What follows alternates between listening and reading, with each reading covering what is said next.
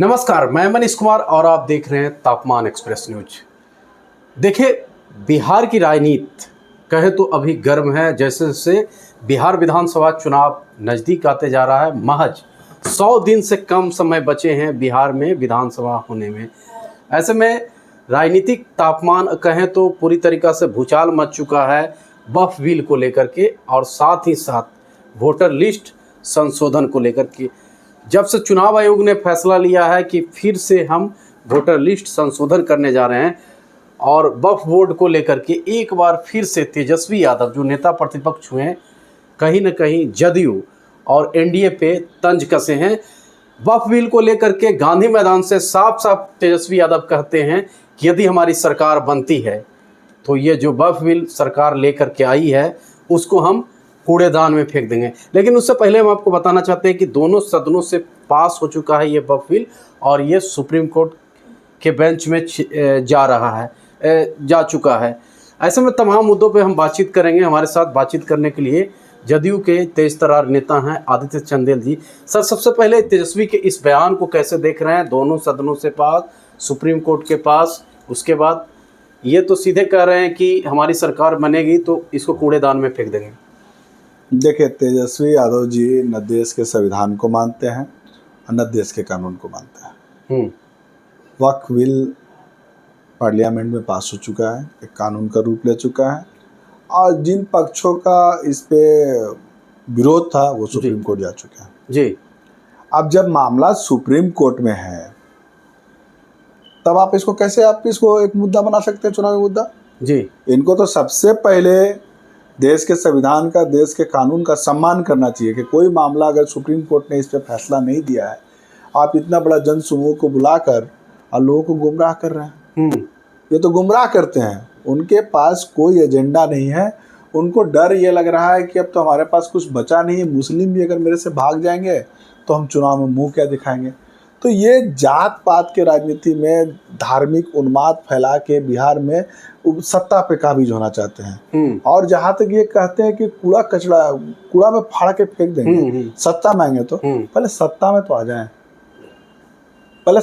आ जाएं, वो उनके बस की बात नहीं है। तेजस्वी जी अगले 50 वर्ष तक भी बिहार के मुख्यमंत्री नहीं बन पाएंगे और ना ही केंद्र में अपनी सरकार बना पाएंगे। लेकिन वो तो कह रहे हैं कि आप लोगों ने, खास करके नीतीश कुमार ने मुसलमानों के साथ छल प्रपंच किया है। जिस प्रकार से नीतीश कुमार ने वक्फ बिल को लेकर के सरकार के पक्ष में फैसला लिया, सरकार को समर्थन किया वक्फ बिल को लेकर के, अगर ये और चंद्रबाबू नायडू अगर समर्थन नहीं करते तो शायद वक्फ बिल पास नहीं होती। देखिए, सबसे पहले तो हमको लगता है कि तेजस्वी जी को वक्फ के बारे में जानकारी नहीं है बढ़िया से। वक्फ बिल किसी भी आम मुस्लिम से, गरीब मुस्लिम से, बिहार में रहने वाले जो एकदम निचले तबके पर मुस्लिम है, उससे कोई लेना देना नहीं है। वक्फ एक बोर्ड है, उसकी संपत्तियों की बात है जी, ठीक है। अब वो संपत्ति सही है गलत है वो सरकार अपना देखेगा, इसमें आम व्यक्ति को कहाँ दिक्कत है। अब इनके पास क्या है कि तेजस्वी नीतीश जी ने समर्थन कर दिया, चंद्रबाबू नायडू ने समर्थन किया। कोई भी देश में अच्छा बिल आएगा तो उसका तो समर्थन होना चाहिए और हम लोगों ने समर्थन किया। अब इनके पास कोई मुद्दा नहीं है तो लोगों को गुमराह कर रहे हैं। अब मुस्लिम समाज उनके गुमराह करने से भटकने वाले नहीं है। और नीतीश जी तो बिहार में हिंदू मुस्लिम के झगड़ा तक को खत्म करा दिया। बिहार आज धार्मिक दृष्टिकोण से जो लेकिन तेजस्वी यादव तो कह रहे हैं कि आप लोग आग लगा रहे हैं बिहार में, हिंदू मुस्लिम करवाना चाह रहे हैं। चुनाव से पहले आप लोग डरे हुए हैं, हारे हुए हैं, इसीलिए वक्फ बिल को लाया गया है और दोनों सदनों से पास कराया गया है ताकि एक समुदाय के लोग पर आप लोग प्रताड़ना करें। देखिए, उनको बोलने के लिए कुछ भी बोल सकते हैं। देश में हर वर्ष कहीं ना कहीं चुनाव होता रहता है और ये सब मुद्दा उठता है, कहाँ आग लगता है। अरे भाई, ये बिहार है, बिहार में सुशासन की सरकार है, हिंदू मुस्लिम मिल के रहते हैं, एकता के साथ रहते हैं। वो दंगा पहले फैलाते थे 80, 90, 95 के समय में उनका दंगा फैलता था, हिंदू मुस्लिम करवाते थे। अब कहाँ हिंदू मुस्लिम में लोग पढ़ने वाले हैं। मुस्लिम एकदम सुकून से रह रहे हैं, चैन से रह रहे हैं। बिहार में अमन चैन के साथ सभी लोग एक साथ बैठते हैं, उठते हैं। ये सुशासन की सरकार है, ये सब कोरी कल्पना अपनी बंद कर दें। जी। एक और सवाल रहेगा, सुप्रीम कोर्ट खास करके माफ कीजिएगा, चुनाव आयोग द्वारा वोटर लिस्ट संशोधन लेकर आने का चुनाव आयोग ने फैसला किया है। इसको लेकर के नेता प्रतिपक्ष तेजस्वी यादव कह रहे हैं कि यह सत्ता पक्ष को फायदा देने का काम होगा और कहीं ना कहीं विपक्ष को इससे नुकसान पहुंचाने का काम होगा। इसको आप कैसे देखिए?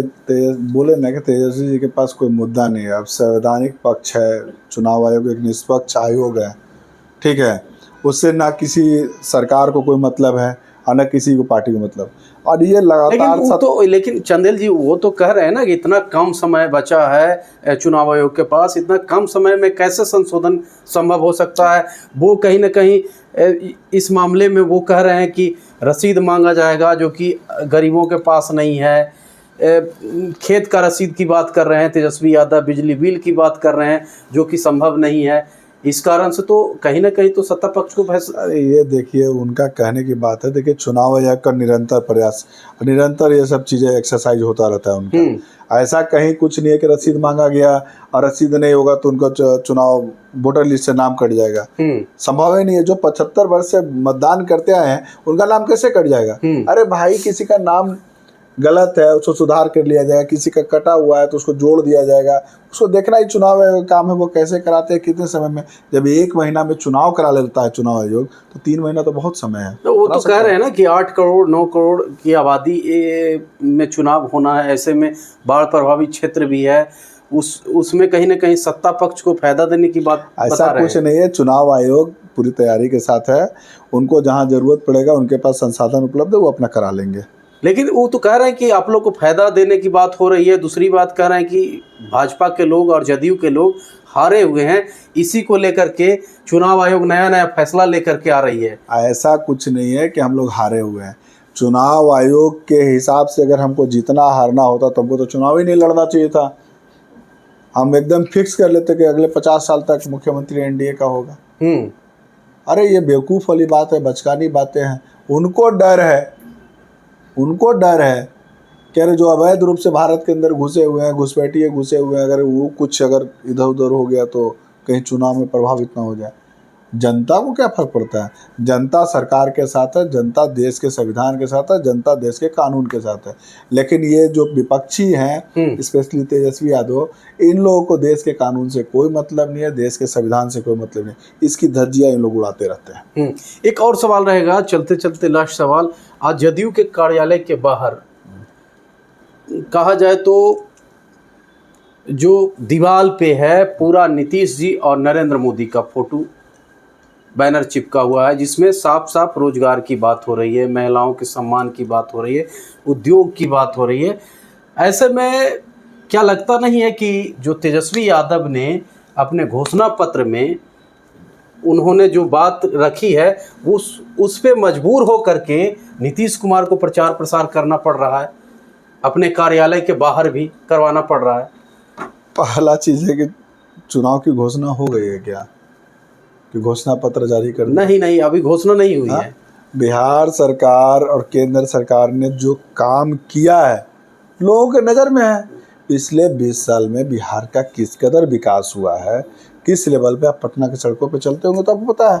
अगर हमने विकास किया और उस चीज़ों को हम दिखा रहे हैं, अब मोदी जी का फोटो लगा दिए तो क्या वो हमारे एनडीए के सबसे बड़े नेता हैं, वो देश के प्रधानमंत्री हैं और नीतीश जी इस सूबे के मुख्यमंत्री हैं। 20 साल से सुशासन की सरकार चल रही है, फोटो आगे अपनी योजनाओं को बता रहे, तो इसमें गलत क्या है?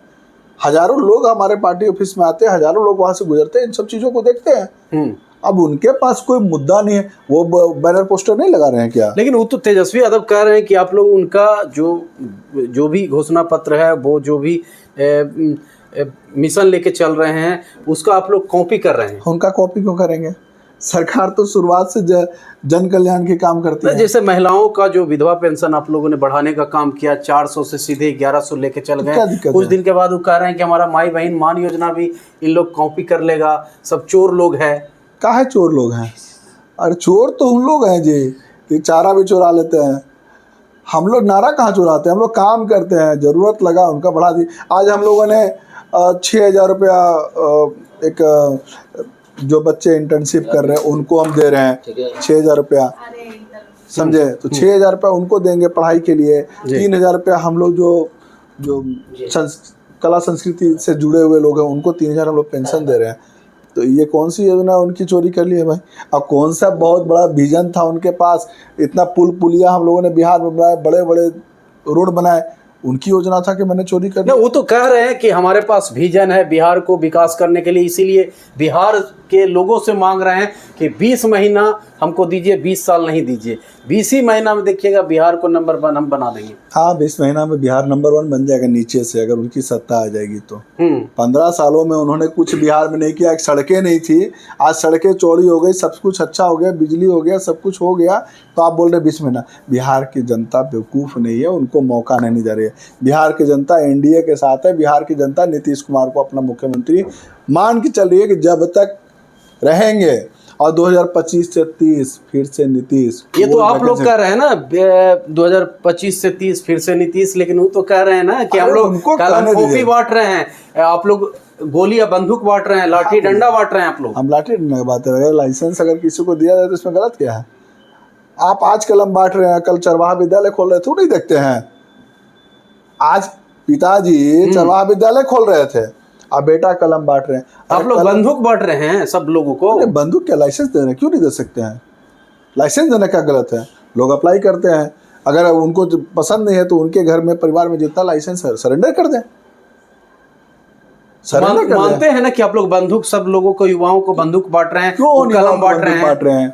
कौन युवा को बंदूक बांट रहे हैं? वो तो कह रहे हैं बंदूक क्या बांट रहे हैं? रोड पर तांडव करने के लिए, रोड पर तांडव करने के लिए बंदूक बांट रहे हैं। तेजस्वी जी कॉपी कलम की बात कर रहे हैं, कॉपी कलम बांटे हैं 10,000 लोगों को बापू। अरे भैया, आपको पता नहीं है क्या? पिछले 20 साल से हमारी सरकार सब कुछ दे रही है, बच्चियों को साइकिल दे रही है, पोशाक दे रही है, पढ़ने का पैसा दे रही है, स्टेशनरी दे रही है। हम तो 20 साल से बांट रहे हैं, वो चुनाव में आके कलम बांट रहे हैं।